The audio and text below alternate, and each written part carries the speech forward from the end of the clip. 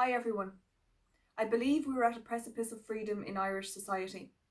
Never before since the creation of the Irish Free State have we stood to lose so much. I'm talking about freedom of thought and speech, due to the introduction of hate speech laws. Freedom to peacefully protest due to the introduction of protest exclusion zones. Freedom of assembly due to the current restrictions on movements arising from COVID-19. The right to bodily integrity due to the possible introduction of mandatory vaccinations. This list goes on.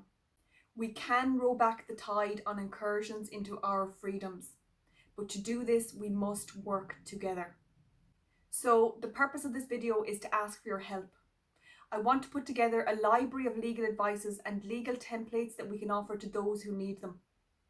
I know that between us there is a wealth of untapped knowledge and expertise. And if we work together, we can create a bank of information that will benefit all conservative thinkers in Ireland. I am inundated with requests for legal advice, many of which I cannot answer due to lack of time or lack of expertise. I try to deal with what I consider to be the most pressing questions.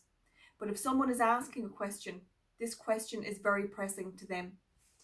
So if there are any retired, practicing or trained barristers, solicitors, legal executives, legal secretaries or law students that can offer their services freely, please contact me. The areas that are most pressing at the moment include: number 1, vaccinations. Can they be made mandatory? Or can a system be created whereby those who refuse a vaccination are effectively reduced to second-class citizens, such as by refusing them access to services such as creches, after-school activities, mass gatherings, public transport, etc. 2. An explanation of fundamental rights under the Irish Constitution. 3. Defamation, intimidation and harassment against people who hold conservative views. 4. Interference with contractual relations, such as contacting a person's work because you do not agree with their opinions. I personally know several people who have lost their job this way. 5. Peaceful protest and exclusion zones. 6. Rights around free speech.